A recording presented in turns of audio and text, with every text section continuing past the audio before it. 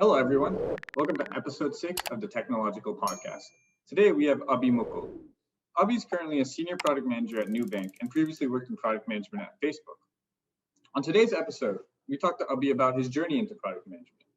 This includes how he found out what product management was, how he thought about product management versus other roles like consulting and investment banking, how he thought about the recruiting process for product management, including networking with current professionals, structuring and studying for all the different interviews that a product manager has to go through, and choosing a firm that he wanted to work at. We also talk about his role at Facebook and the different products that he worked on. And then beyond that, we go into how he thinks about his career in product management long term and why he decided to make the jump from Facebook to Nubank. We really hope you guys enjoyed today's episode, and definitely like and subscribe and share this episode if you think it's helpful and you think other people will find it helpful. Thanks. What's going on, everybody? Welcome to episode 6 of the Technological Podcast. I'm your host, Sarin, and I'm joined by my two other co-hosts, Abhi and Anish.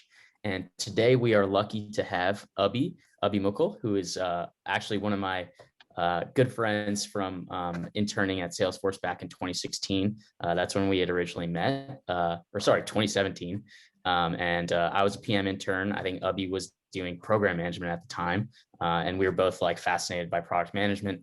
And that's how we started bonding. And we'll get into Abhi's background later, but we ended up keeping in touch over the past few years. We haven't talked since the pandemic. It's been so long. I feel like it's tough sometimes to catch up with everybody during the pandemic, but yeah, glad to have you on, and thanks for coming, Abhi. Yeah, thanks for having me. And as we were joking before we started, it took a podcast for us to reconnect after 18 months. So glad Technological brought us back together. And then also kudos to you guys for doing this, because Sarin, I remember 3-4 years ago when we were going through figuring out what is product marketing, product management. There were not resources like this. I remember going to product school talks with you, and we'd be finding stuff on Google, and the quality of information was not that great. And so happy to pay it forward, and it's awesome that you guys are reducing the knowledge gap. Yeah, appreciate it. Sweet. Let's go ahead and get going. So we'd love to start with you just telling us a little bit about your background and your career progression up until now. Cool. So I'm currently working as a product manager at Nubank. Nubank is one of the largest neobanks in the world and one of the top 10 valued startups. Basically, what we do is provide banking services completely online, which is a novel concept in many parts of the world and is still a novel concept in places like Latin America. So we started in 2014 and we've been around for about 7 years, and we're now valued at $25 billion and have over 30 million customers. So it's been an awesome success story for the company. I started about a year ago, and we can talk a little bit more about how I got there. Before that, I was working at Facebook. I was part of the RPM program. I did that and then was there for Facebook a little less than 2 years. In college, I studied business and computer science. Honestly, I did that combination because I found things appealing in both degrees, but couldn't quite pick between the two. And at some point, I was like, you know what? I could do two and the appropriate amount of time, and so I ended up doing that. I had always been interested in technology. I went to a school district where I had the option of taking a computer science course. I took AP Computer Science, and initially, I actually didn't like it. I found coding to be boring, and I didn't see a career in it. I think the thing that changed for me was my senior year fall, so senior year of high school. I think this is 2013, so 8 years ago at this point. There was a hackathon at Princeton University, which is around the corner from me. And my friends were like, "Hey, this is fall break. The weather was terrible or something. Let's just go check it out." And we ended up staying. We built something that didn't work, so that wasn't a success. But it was just an incredible experience to see people who had almost as little experience as me in software development building really, really cool apps. And I was like, wow, okay, this is high potential, and the barrier to entry is pretty low, and the potential for impact is really high. It was also around the time of the Facebook IPO And so like the technology industry was really heating up, and people outside of Silicon Valley were starting to recognize what was happening. And the last thing that happened in that event was there was a bunch of recruiters there, because hackathons are a big place where they find potential software engineers. And so I ended up and went and talked to, I believe it was either a recruiter from Google or Yahoo. I don't remember which one. And I just struck up a conversation, and this person was nice enough and didn't wave me away, even though I was just a high school student and clearly not eligible for any of their jobs. And I was just like, look, I find this technology thing interesting, but I can't see myself coding. What is the career for me if I want to stay in tech and work with people who are building things, but not actually build them myself? And that's when they mentioned, hey, we have this thing called product management, and then there's an APM program. And that's what got like the wheels turning. And I wasn't sure until I did the job that this is what I wanted to do, but I had always had it back of mind. So throughout college, I meandered and thought about various different careers. At some point it was consulting, at some point it was investment banking, at some point it was software engineering. I did internships in software engineering, did an internship at Salesforce with you, and then being out in the Bay, got exposed to product management and sort of ended up there. So that's like a high level overview. We can dive deep wherever you'd like to. Yeah, that's great. That's really really helpful. I think what's interesting is you found out about product management like back in high school. I think the first time I heard about product management was probably my junior year of college. And I was a computer sciences major as well, so it was there. But most people were talking about software engineering, right? Naturally. So that's great. So let's say if we rewind back to your internship at Salesforce, you still knew you wanted to get into product management. Now you're kind of in your senior year of college. How did you go about the process for figuring out where you wanted to work as a new grad into the workforce after you graduated? How did you go about figuring out what all the APM programs were, and networking with various people to just understand how you could prepare? What was that like? So I'm going to rewind a little bit more to junior year to provide context. So in my junior year, I was split between doing product management and consulting. Both seemed really appealing to me. Product management, because I could do this thing that I've been interested in for a while, and consulting because it seemed like the thing you do if you're not 100% sure of what you want to do, right? That's what the appealing thing was. And then, the miles and the travel and all those perks, which don't exist as much right now. And so I was like, all right, I'm just going to hedge and recruit for both. I ended up getting off, and I did a lot more PM recruiting, was for the most part not that successful. Applied for a bunch of places, got rejected for most of them, got some second round interviews, and the Salesforce was one of the ones that went through. Did recruiting for consulting as well and got an offer. In the end, I ended up deciding to do Salesforce because I went to a school where there was a decent amount of people who had done consulting. And even though I had not done the job, I kind of knew what that meant. I had never been to San Francisco before that. I had never really worked in the tech industry. And so for me, that was the unknown. I was like, okay, I want to validate this hypothesis that product management / the technology industry is what's for me. And so that's why I ended up doing the internship at Salesforce. At Salesforce was with Surin, and I think my role was program management, but I kind of had this interest in product management. So I spent a lot of that summer meeting with PMs at Salesforce. That's the first place I started. I worked with a lot of them, tried to understand what their job was. Then I expanded beyond that to think about my network. So first, the Michigan Alumni Network, and see what alums are working on at startups or big companies in Silicon Valley. I had some friends of friends who were doing product management, a couple who are part of APM programs, and just trying to learn, trying to understand. And for the most part, everything I heard continued to validate my hypothesis that, yeah, this is the job that I would want to do. As we were getting into the end of the summer, I went to a couple networking events, went to product school, which some of you may have heard of, and they had a couple speakers. I don't think I was that successful in what we would think of as networking from the consulting context, which is hopping on the phone with a associate working there and seeing if that person would plug you. I didn't find that to be that helpful for large tech companies. It was more helpful in the sense of me getting information. What was helpful, and I would recommend to everyone, especially those who are applying to larger tech companies, is to try to get referrals. I think referrals are a key, especially when you're applying to PM roles, because what a referral does is it pretty much puts you in a different pile, and that pile is much shorter than anyone else who's cold applying. And for me, that was like a key. I got a referral at Facebook and a couple other places as well. And once you got referrals, my success rate or my batting average was way higher than it was in my internship year where I didn't know anyone. So that's pretty much a summary. Where else would you like to cover? I kind of also want to dive into like the networking aspect. So Sure. I think some people struggle with reaching out to people. Like, what do they say? How do they structure the conversation? How do they sound like they're intelligent? And then how do you eventually ask for a referral to the company?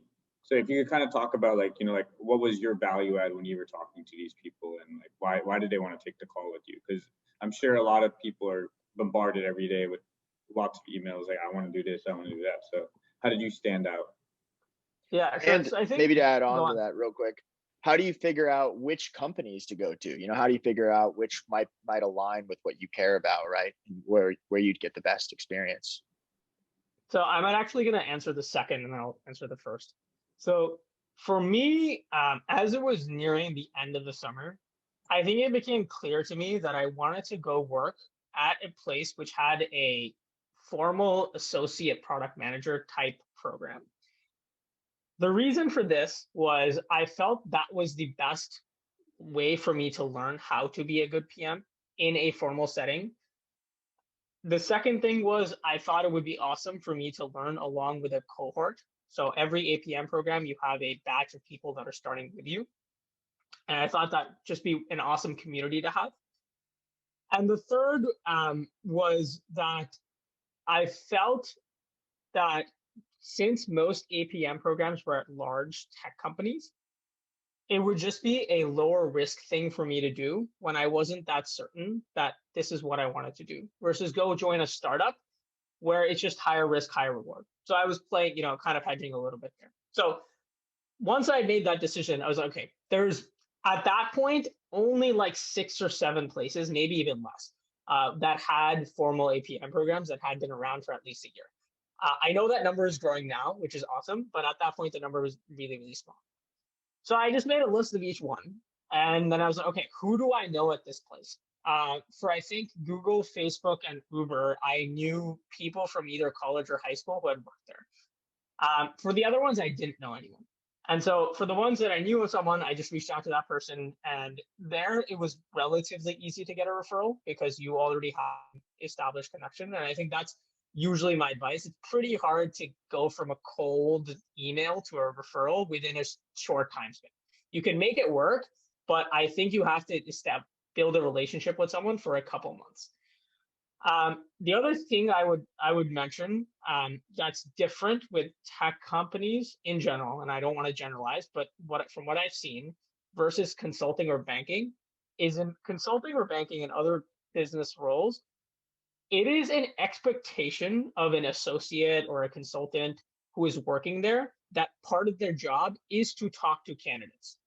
Part of their job is to do recruiting. And like they know that they're expecting this inbound and they will play a role in selecting who gets an interview.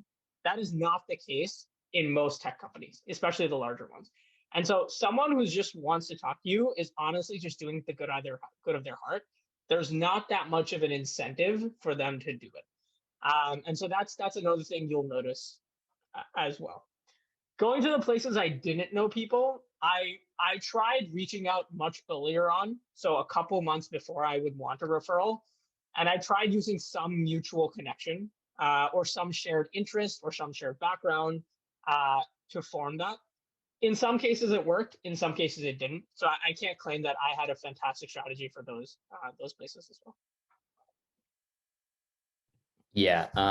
And I would also add to that, like when it comes to getting a referral from somebody who you don't necessarily know or have a great relationship with, I think it's really like like you said, it's good to bring up some kind of shared interest or some kind of shared like mutual friend and tie that into it. But really at the end of the day, like, you should reach out to them early on, build a relationship with them. And the way you should do that should be personal. Like you should have some personal reason why you're reaching out to that person. And not like, it's like that person should be special for some reason, not just because he or she works at Facebook or Google or wherever. Like you should have a good reason, because it really, in my experience and in other people's experiences, like people get messages all the time. And so you have to have a real reason why that person is somebody who would be good to help you. Segueing from that, actually, you get the interview, you be scrappy, you figure out, ways to get a referral, and you get a PM interview. Can you explain to our listeners what the PM interview process is like? And then, high level, like what are the different rounds, and then the different areas, and we can dive into each. Cool. So answering the question of what is the PM interview like is hard because it's completely not standardized. Varies a lot from company to company. Where I would recommend most people to get started is there's this book called Cracking the PM Interview. For those of you who are engineers, you've read Cracking the Coding Interview, and it's a good foundation. The book's a little dated now, but it provides you a good foundation of, okay, what is the PM job? What are the interview structures, and how do the large companies interview, and how does it vary from one company to another? So that's what I started with and got a good base using that.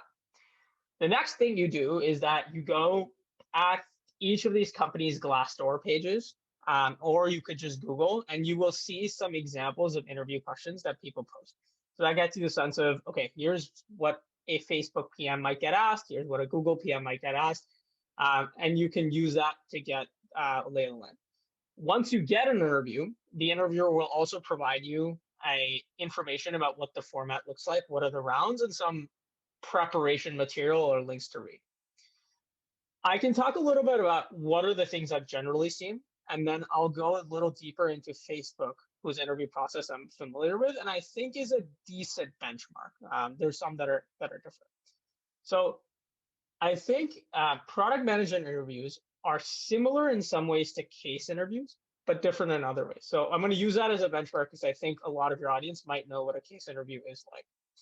So like in a case interview, you're walking in to a hypothetical scenario, and you're sort of problem solving with the interviewer to come to an answer.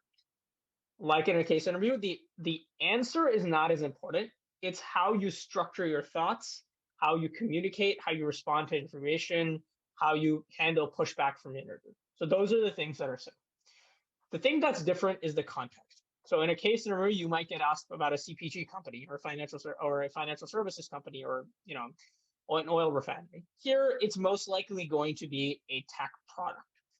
In fact, it could be a product of that company that you're interviewing for, or it could be something completely different.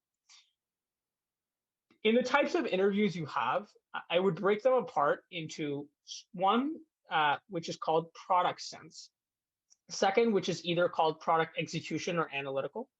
The third is a behavioral, and then the fourth is a technical interview. So let's walk through each one of them, and please stop me if you guys want me to go deeper or have any follow-up for each one of them. The product sense interview is basically trying to understand how can you take ambiguous problems and turn them into great products. It's a very vague prompt, but that's what it is, and it's a big job of the product manager. This interview is assessing how well you can take a prompt, understand who are the customers, the potential customers, what are their needs, what is currently there in the market to meet those needs, what are the unmet needs, and based on that, what would you build? Some potential solutions that you might build. The execution interview is more like, okay, now you know what to build. You figure that out in the product sense interview. How would you actually build it? You go more into the details now. So how would you measure success? What are the metrics and or counter metrics you would use? How would you run an experiment or an A/B test to understand if this succeeds? If there's issues, how would you debug the problem? The third interview that I talked about is the technical one. So this is an optional one in the sense that some places have it, some don't. Google, for example, did, Facebook did not. In this one, an engineer is most likely trying to talk to you, trying to understand what is your technical understanding. Now, a little bit of a tangent. One of the big differences between each company is whether they require a computer science degree for you to have a product management role. Some do, some don't. So Google does, for example, and has. Facebook does not. So the technical interview is more common in companies which do require you to have some technical background. In this interview, you will not be asked to code for the most part, but you might be asked about high-level technical architecture, understanding how databases work, how caches work, how servers work. The goal is like, if you get put into a team of engineers, will you be able to converse with them? Will you be able to earn their respect? That's what they're trying to understand, not whether you can code, because they will have other people do that. And then finally, there's somewhat of a behavioral interview. I don't think this one's that different than what you might get in any other industry. Just trying to understand if you're a culture fit. We'll ask you when you've faced challenges, ask you to talk about some experiences. So I'll pause there and let me know where you'd like to take it from here. Can you give some tactical steps on how to approach each of these interviews? Like what are some things that I can do? Like let's say I'm an undergrad student and I'm interviewing at a couple of places for these APM programs. Like what is something tactical that I can do? So I understand what's coming on the interview, but like how do I actually prepare for it? I can do case interviews, but there must be something more to do than just like a case interview, right? Maybe let's like divide that question. We'll like segment that question for each part of the interview process, like you said. So like, we can, what's your tactical advice for product sense? What's your tactical advice for execution, etc. Cool. So I think you can take product sense and execution together because how you would prepare is a little similar, and the other two we can cover afterwards. So I think first, read and look up examples. And then second, and most importantly, and similar to case prep, do a lot of mock interviews. I think people in the PM preparation community don't value mock interviews enough as much as they do in the case prep world, and I wish they did. Part of the reason this is difficult is when you're doing case interviews, there's usually an easily accessible community for you to prepare with. The companies will offer you mock interviews. You might be part of a consulting club. You will know other people that are preparing with you. For product management, that's more difficult. I remember I would do mock interviews with Seren and a couple other friends, honestly, that I knew. There was like 4 people I knew, and we would just give each other mock interviews, and that's what it was. So you probably won't be able to get enough volume as a case interview, but that's the general idea. I would recommend preparing a lot. Specifically for each of the interviews, I think it's also helpful to have some context of the industry, especially if you've never worked in tech. So talking about product sense, the things you should know about are what are the products and the trends that are out there. Specifically, you want to know a little bit about the company and or industry that your company operates in. That give you a good grounding of what's out there, what's worked well, what's not worked well. So have that context. For the execution/analytical interview, the thing that you should be able to do is one, prioritization. That's what they test a lot. So there's a lot of frameworks out there that you can read up to understand how to prioritize, how to pick between different options. The second thing is to understand metrics. And this is something that I think is definitely worth learning and can be easily learned. So bunch of frameworks out there. I recommend Decode and Conquer is a book by Lewis Lin that lists out a couple of these. And you could probably spend a separate couple weeks and learning about them. And I think that terminology will be helpful. So a combination of doing this learning plus doing mock interviews should help you be prepared. The one caveat I would add here is that it's important that you are not robotic and you're not just regurgitating a framework that you memorized. I don't think that's great in case interviews either, but it's especially a problem in product sense interviews or product execution interviews. I do interviews for my company now. I did it for Facebook, and you can clearly know when someone's walked in with a framework memorized. And the problem isn't that you've memorized a framework. The problem is that usually the thing you've memorized doesn't exactly fit to the situation that you're given, and then you're in trouble. So you can have frameworks in your mind, but you need to be adaptable and figure out, okay, yeah, how does like the thing that I've learned work in this situation rather than trying to force it. Does that make sense? Any other questions about product sense or execution? I would just add on and just like, again, harp on the fact of how important these mock interviews are. And like being frank, when me and Abhi were going through this, like Abhi had read the Cracking the PM interview, like he had skimmed it, but like he had grasped it really well and he had practiced it a bunch.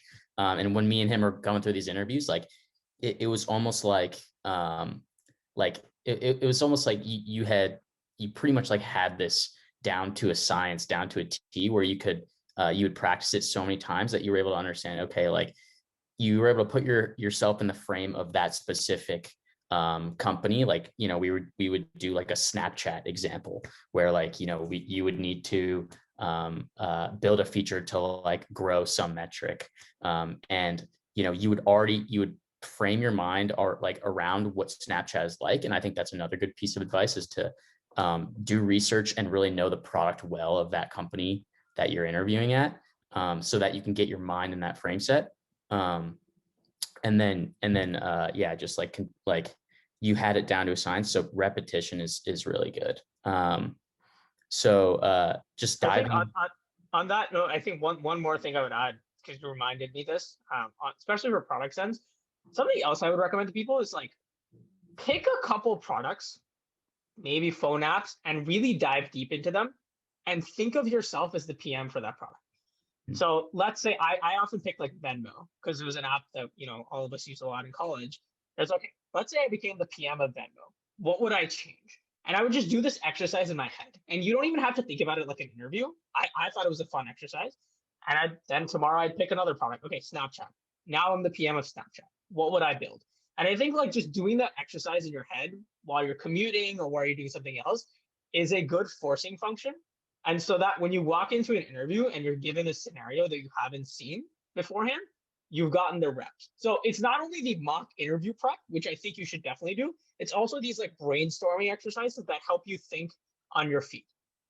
So that's because I think most product sense and execution interviews that I've seen in the industry don't give you preparation time in advance. So you will walk in, they'll give you the prompt, and then you'll have like a minute or two to think about it, and then you dive in.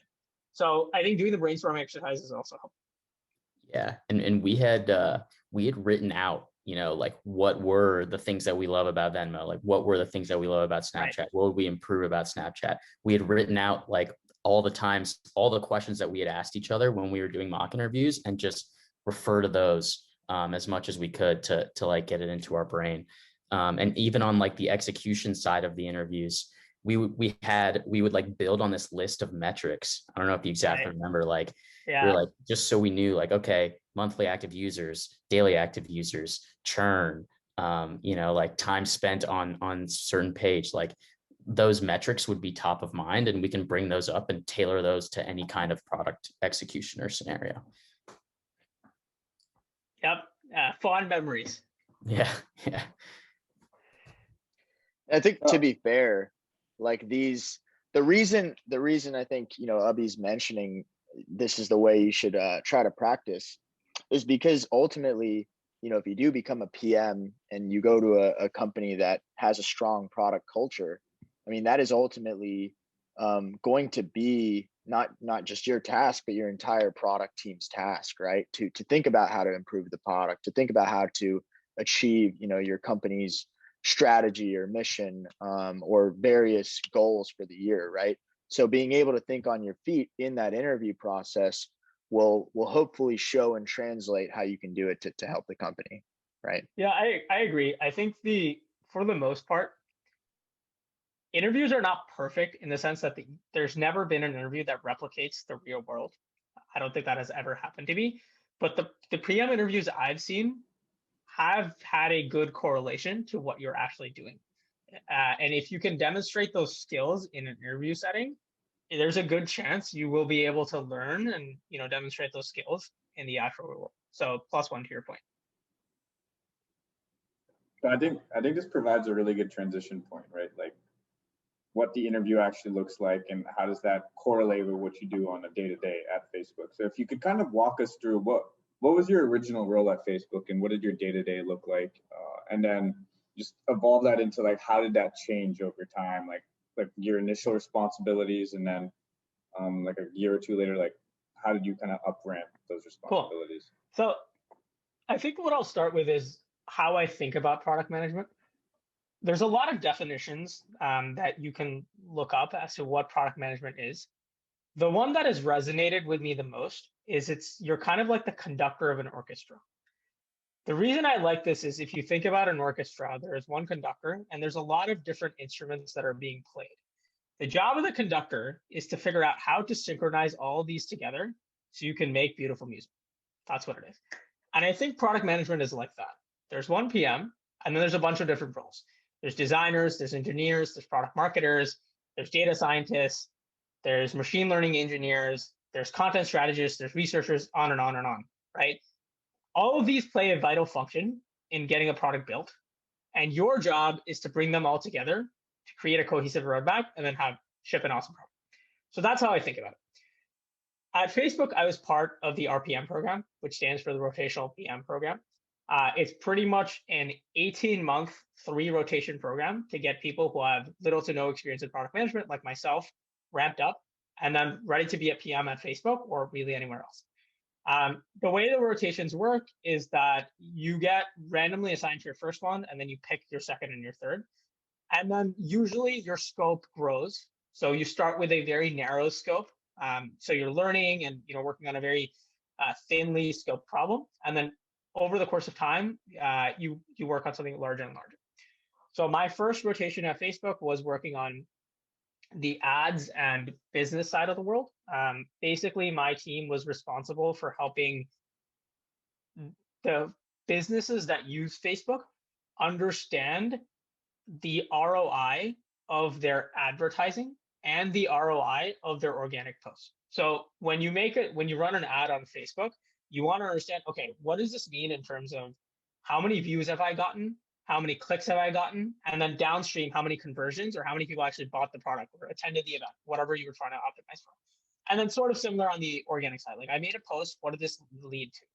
And my team's job was to help businesses understand this.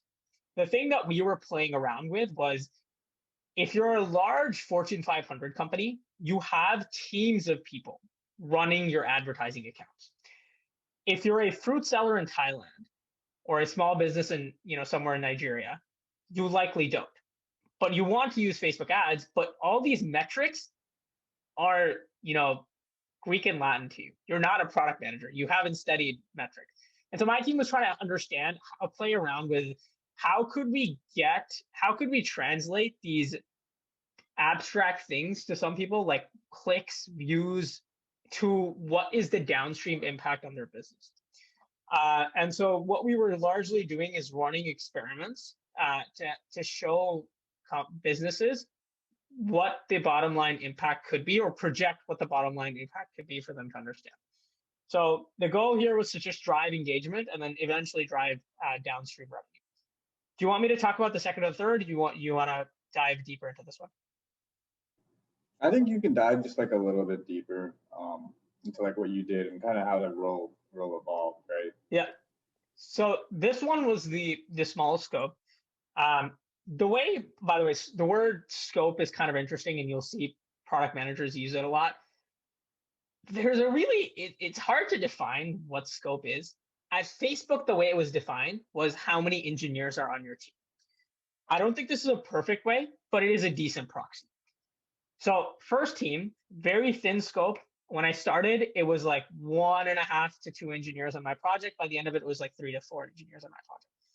I thought it was awesome that I started with a small scope, because when you start, there's just a ton of stuff you don't know. So you spend a majority of your time just reading and learning, some of it through formal documentation, but the best way I learned was through learning by example.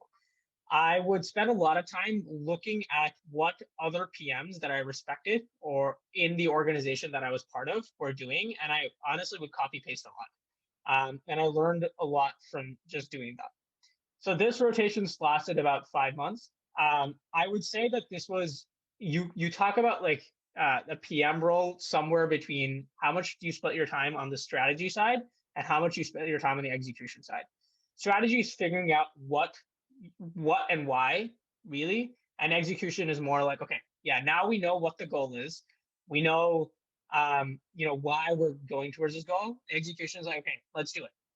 It's running a lot of experiments, doing a lot of A/B tests. This rotation was mostly execution.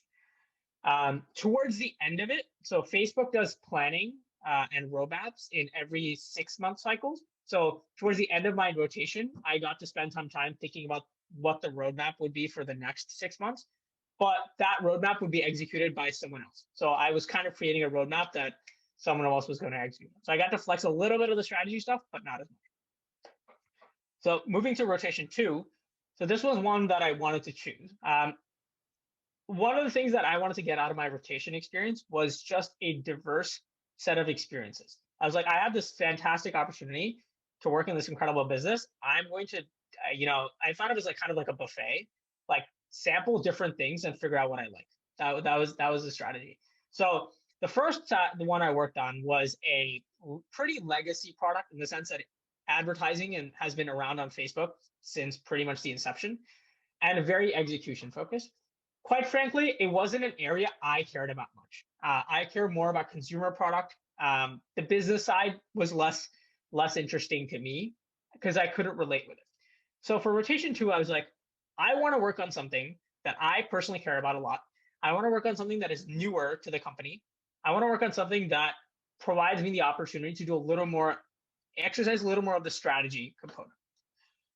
So the thing that I chose was to work on Facebook's election integrity team. Basically, what this team does is to try to stop all kinds of bad stuff happening on Facebook around elections. I'm sure your audience is aware that in the past couple of years, Facebook has been under a lot of scrutiny post 2016 because of fake news, abuse, hate speech, etc., that has happened online. And so my team was created in the aftermath of that. I was specifically working on the misinformation area. And this was in winter 2019 when there were elections in India, Indonesia, European Union, Nigeria, and other parts of the world. So my team's job was to try to stop fake news in these places. I thought this was a fascinating challenge because one, I knew how critical it was for Facebook to get it right. Right, this was an existential problem for the company, given how much of our reputation was at risk, not only in the news media, but our users didn't want fake news on our website. They said that very explicitly. I also, and we will get to this a little later as well, love working in emerging markets. That's one of the reasons I liked working in technology, was being able to see the impact of what a technology company does in emerging markets. And so being able to be part of elections or around the world was really cool. And then in my free time, I'm also like a policy geek and spent a lot of time reading about that side of the world. So the intersection of tech and policy has always been super fascinating to me. So this is kind of a perfect role. It was a really incredible experience. This role, I started when I started on the team, spending a lot of time doing research and understanding the market. So we did a 2-week research trip in India and went to villages there and literally asked people to see example of fake news on Facebook on their phone and see how they responded. What would happen, what was political polarization like? And we did similar things in Indonesia and the other markets that were there. Once we got an understanding of, okay, here are the problems we can solve, then we started building solutions to solve this problem. Fake news is a really, really hard problem to solve because no one can define what is fake, right? Your definition of what is fake can be very different than my definition of what is fake. And we've seen that in the political polarization that has happened. Facebook's stance then, and for the most part now, with some rare exceptions, is that they don't want to put their thumb on the scale and decide what's fake or not. And so what they do is they flag that content that they think could be potentially fake, and they send it to third-party fact checkers. So pretty much journalists and news organizations. And that's how, if something is fake, it either gets downranked. So pretty much that means like you will see it less, or they might put a stamp on it saying, hey, Surin, this is fake. Just wanted to let you know someone has said this is fake. You can still read it if you want to, or in rare cases, they might remove it. So it's a really interesting product challenge, right? Because a lot of it is not in your control. And it's also very hard to measure because you don't know what is fake.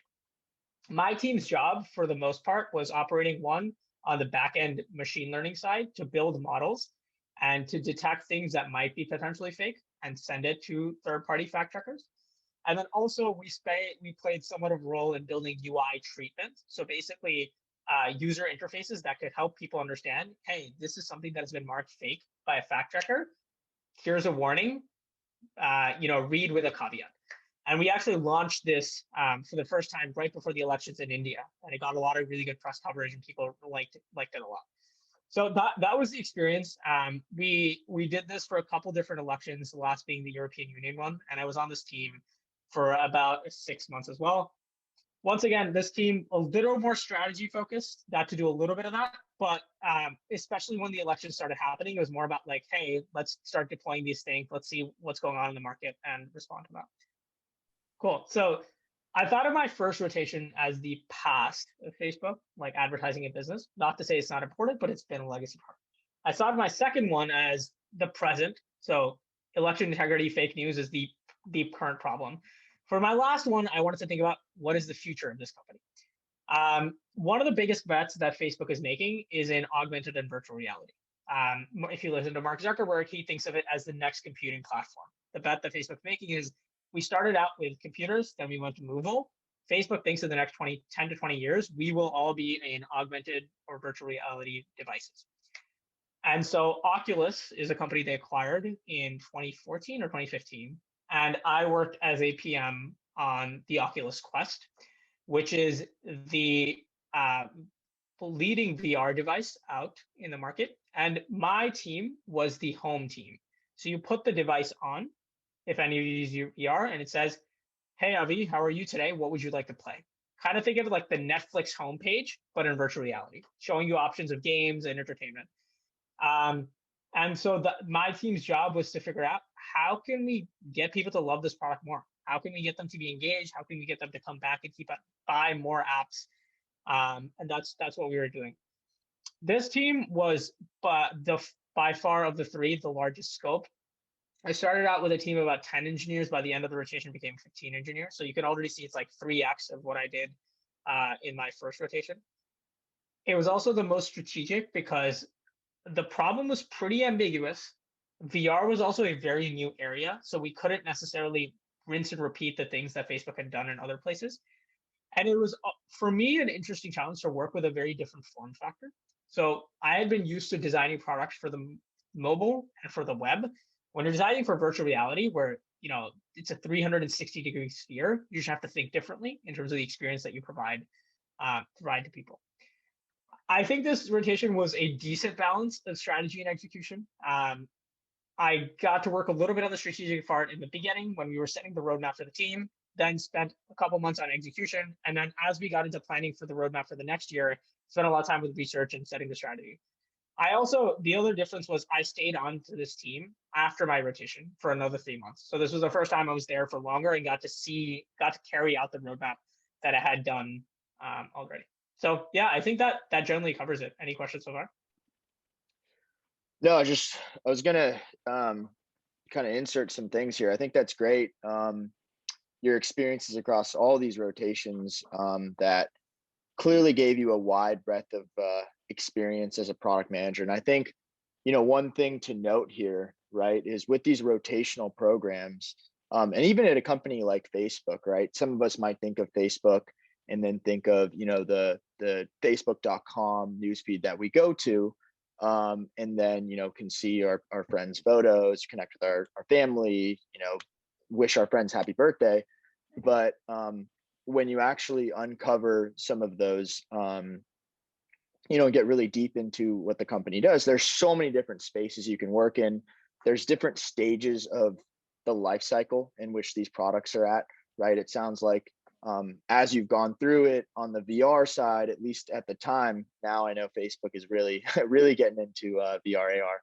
But at the time, maybe there was a lot of focus on, well, what are we going to do in this space?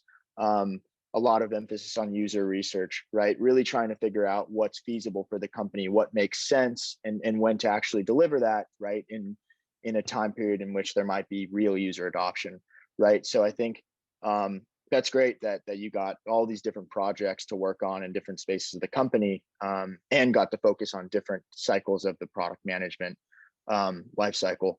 So one quick question I had is, as you transitioned from interviewing for this PM role to then going through all of these different rotations as a PM, and then onto your next role, how do you feel like you grew And what were some of those skills that you felt like you really truly developed as a product manager that you might not have experienced through the interview process? Yeah, I think the main skill or realization I had was that a big part of product management is working with people. So when you join as a product manager, you're told, hey, you're not managing anyone, right? No one reports to you, at least at your junior level. So my assumption was great. Like I'm gonna kind of decide like the product side, and then the engineering manager and with the other managers, other people managers will figure out all the people related stuff, and I won't have to deal with that. And this is not true at all. Um, for most companies, in order to or for most teams, in order to build products, what's really important is incentives, right? You need to incentivize your team to really care about what they're doing, to really love, to really believe in the strategy. And if you can do that, then only will they give you your 100% and trust you and be willing to put in their time and effort. Because especially in Silicon Valley, like they could go work at any other team or they could go work at any other company. There's nothing tying them down to this. And so what you come to realize is like you are playing a big role there. There's a lot of times when there's a conflict of interest between what is an individual person's incentives and what is the team's incentives, and you will play a role in trying to figure that out. There are also a lot of times where even at big companies like Facebook, you do not have enough people to do what you want to do, right? You are almost always under-resourced. And you'll have to figure out, okay, how can we navigate that? There are also challenging people situations, people coming in and out. And your job is to, as a leader on the team, is to maintain the morale. And I think that's just something that I never thought about in the interview process. No one told me that, and wasn't ever something that was assessed. But I think like the best product managers are the ones that have a lot of empathy, not only for their users, but for their team. So that was a big realization. Yeah, and that's something that everybody should try and think about the experience that they're getting in their internships or in their current role, whether it's consulting. Like, how have you been able to influence your team? And that's either through, like things like soft skills, like a positive attitude, or like interest in their personal life, to harder skills like convincing with data and influencing with data and understanding how data is powerful and can help like convince people of the right thing to do. So yeah, that's a great realization.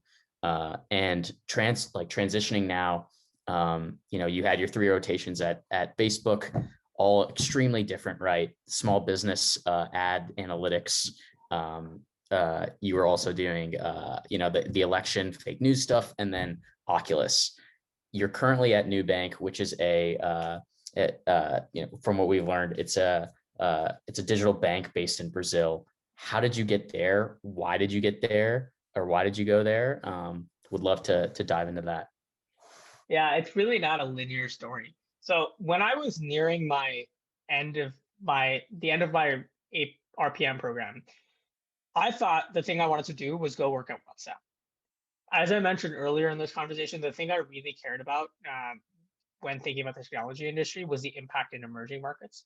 I was born in India, spent a lot of my childhood there, and I just saw the impact that apps like WhatsApp had in India. And the way I thought about it was like, when Facebook Messenger or iMessage came around in the US, it was doing something that we already did and making it slightly easier.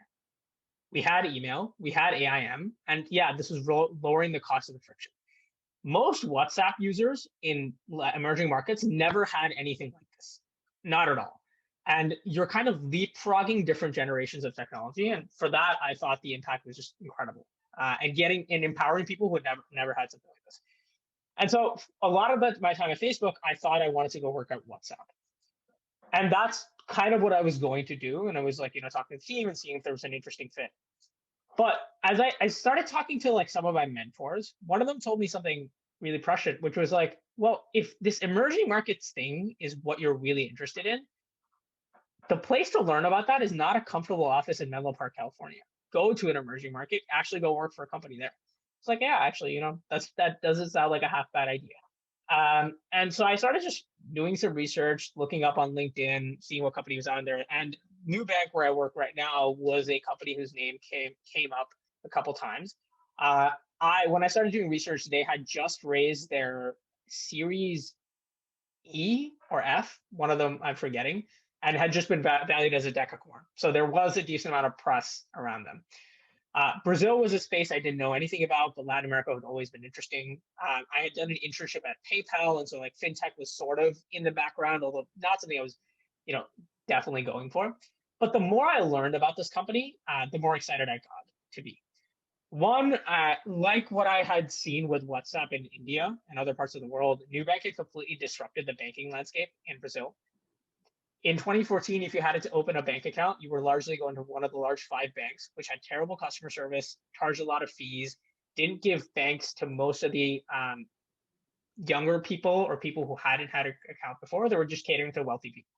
Nubank came in, was completely digital, no bank branch, zero fees, and disrupted the market. And when I had heard about them, they were at 15 million customers. We recently announced that we passed 30 million customers. So they've grown really, really fast. The other thing I liked a lot was that their culture was very similar to what I had seen from startups in Silicon Valley. I think like people think of it as like combining, if you take like Facebook or Amazon and combine it with Capital One and put it in Brazil. That's how I think of Nubank. It's taking this financial technology world, the startup culture of Silicon Valley, and then adding this Latin mix to it, which I thought was fascinating. I had also heard and seen a lot of people from established tech companies in the US go work at Nubank. And that was just an awesome signal for me, including some people from who had been at Facebook. And I think like when I was making this decision, there was a quote from Sheryl Sandberg that I still think about and what made me make the jump, which is that when you're offered a seat on a rocket ship, you don't ask what seat, you just jump on. And I just kind of thought of like Nubank then and now as this thing that was growing really fast, but was a little bit of a diamond in the rough. And for me, it would just be an awesome journey to go join this, growth stage startup and try it out. So I was really excited. I went and visited them in January of last year in Sao Paulo, Brazil. And I was like, you know what?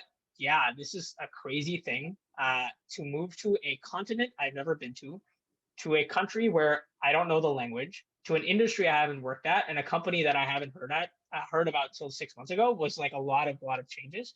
But I was like, if there's a time and place in my life that I can take a risk, it's now. I don't have any responsibilities. I'm still early in my career. And yeah, worst case, this thing goes south. I come back to Facebook a year later. And so I decided to pull the trigger. The plan was to move to Brazil. As you can tell, maybe by my background, I'm not in Sao Paulo, Brazil. And because of coronavirus, kind of things just got postponed. So I started working remotely with them in April, which was a fascinating experience to onboard remotely to a new company in all these different contexts. And it's been a blast. I'm really, really happy with my decision. That's awesome. I kind of have like a 2-part question to this. So the first part is like, can you kind of dive into what it was like recruiting as an experienced PM into like a senior PM role? And then beyond that, so you start at Nubank, what is expected out of you? And like, how did you, take on these responsibilities really quickly? Because like when you start at Facebook, you're like a new joiner, you're straight out of undergrad, so it's kind of gradually given to you. But now you're starting as an experienced hire, and it's just there's like a different level of expectations. So sure. So I think the difference between recruiting for a large tech company like Facebook and a startup is in what is expected of you in your role. When you're working at a large company, your role is very specific. And what I mean by that is it has nothing to do with how large or small your scope is, but you're the product manager of this, and you will be the product manager of that. And that's your role. When you work at a smaller place, and it's kind of a spectrum, the more smaller you go, like Series A, this is even more so the case than for us, you're kind of like a jack of all trades, because there's a lot of problems that the company needs to solve. Priorities are changing all the time, and they just need someone to put their hand up and help. And like a lot of your time, you might not even be doing traditional product management. You'll just be doing whatever the company wants you to do, or whatever is most important for the company. So I kind of think of like Nubank as somewhere in the middle of that spectrum, where we're big enough that at this point, I don't know if we can call us a startup. It's probably a growth stage company. but we're not big enough yet. We're like a large technology institution, and we're somewhere in the middle of that spectrum. So in terms of interviewing, um, the interview process now is has some elements of what I saw at Facebook, but they definitely care a lot more about your experience as well. And the reason for this is, one, I wasn't interviewing for an entry level role. Second, because Facebook is able to invest a lot more time in taking people who have no experience, training them for product management, and then training them for that specific role, right? They have a lot of time. The smaller the company is, the more expensive it is to spend more time in onboarding someone. And so they want people to come in and be ramped, right? You can't spend a lot of time onboarding. You definitely can't spend time in an 18-month program, learning what to do, because the company just can't afford that. There's a lot going on. So from the interview process perspective, I spent a lot more time talking about what I had done at Facebook, what are my experiences, what are the product areas I'd worked at, so they could get a sense of like where I would fit in. And then coming in as a product manager at Nubank, I think the expectation was, yeah, there's some onboarding, but like at that point, you got to go figure out what you want to do. And it was both exciting and frightening, because once again, as a smaller company, we did not and still do not have fantastic documentation or great guides. You kind of, making it up as you go. So that was definitely an interesting experience. The other thing I found out over my time at Nubank was that there's a lot of things that need to be figured out to make the company work properly that were not part of my scope as I thought it. So one of the examples that has come up, and I invest a lot of time in recently, is interviewing and recruiting. When I went through Nubank's interview process, at that point, earlier that year, there was a team of only 15 PMs. So they didn't spend a lot of time at that point thinking of creating like a world-class interview process. They didn't need to. As I had been through it, I had a great experience with my interviewers, but I felt there was room for us to improve the interview process. And so when I joined, they're like, great, you want to help us revamp the interview process? And so I spent a lot of time just designing the new interview process at Nubank, and now spend a lot of time interviewing, which is something I never would have done at Facebook because there were so many more senior PMs than me. So I think that's like a big difference. The other thing is like you are now, as someone coming from Facebook as a place which is a product management shop, people look to you for your experience. And a lot of times people are looking to me for examples, which is strange because at Facebook, that was never the case, right? There was always people who are in whatever area were much better than me. And here I get to play that role. Great. I know we're getting close on time here. So you've got all this wealth of experience at companies, big companies like PayPal, or big now, PayPal, Salesforce, Facebook. You went to a growth stage startup at Nubank. Where do you see your career kind of going from here? And it sounds like the theme that's resonated with you up till now, or at least as you started your role at Facebook, is emerging markets. But yeah, how do you kind of see yourself continuing to grow, as a product manager? Yeah, so I think advice I got early is to think of your career as a product. And in that, what I mean by that is like I always have hypotheses that I'm trying to validate. And that helps me decide what I want to do. So when I started at Facebook, the hypotheses were, do I like tech? Do I like product management? And do I like the Bay Area? And I pretty much answered all three of them.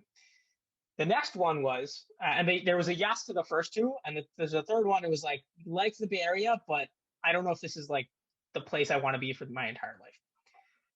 Then it was like the emerging markets thing is what is really, really interesting to me.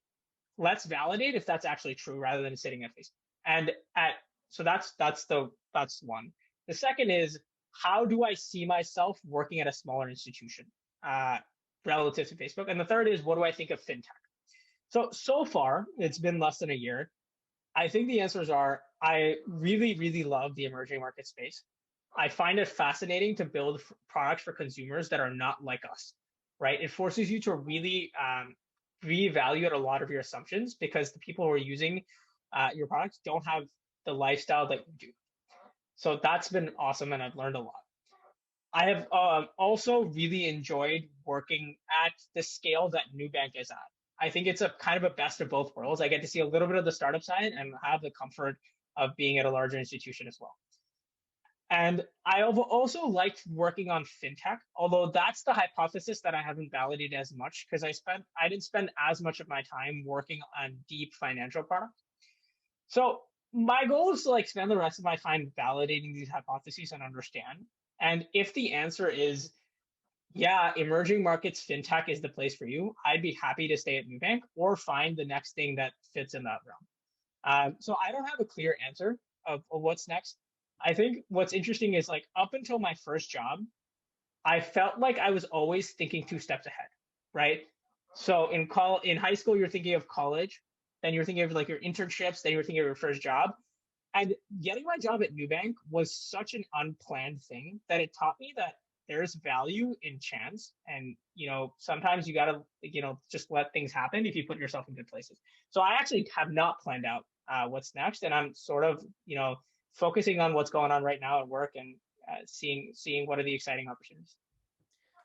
Abhi, this has been great. There's so much good information here. Thank you so much for coming on. Is there anything that you'd like to leave our listeners with? Final words? I think the one thing I go back to is just a little going back to the interview process. The one thing I just remember that I didn't say was something I learned is that, especially when you're applying to APM programs or PM programs in general, it's a little bit of a crapshoot in terms of the amount of roles that are available and the number of people that are applying. And let's be honest, yes, you're absolutely qualified, but there are a lot of other people there as doing, equally as qualified, if not more. So when you walk into an interview, you have to think about how can you stand out, right? What is going to make it so that this interviewer who has given this question probably 20 times is going to even remember who you are 2 days from now? For most companies, what really matters in an interview process is not everyone saying, yeah, he was fine, like no issues. You really need one person to really go to bat for you. Like, yes, if we hire him, I want this person on my team and I'm willing to fight for that. So think about that and think about what can you do to really stand out. The things that I recommend to candidates is, especially in the product sense interview, you can really think of practicing out of the box ideas or come up with really, really creative solutions. To me, that has been one way. There are probably other ways that I haven't thought of, but go in with that frame of mind that your job isn't to not fail. It's to convince them that you need to be the person on their team.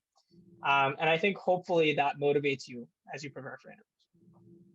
Awesome. This has been great. Thanks, Abhi, for everything. And listeners, if you have any questions, don't forget to send us an email, like and subscribe. Again, this is our 6th podcast and we're still learning. So if you have any feedback, please don't hesitate to let us know. And again, Abhi, thank you so much for your time. This has been great. Thanks, guys. Have a good one. Yeah, thanks, Abhi. Take care.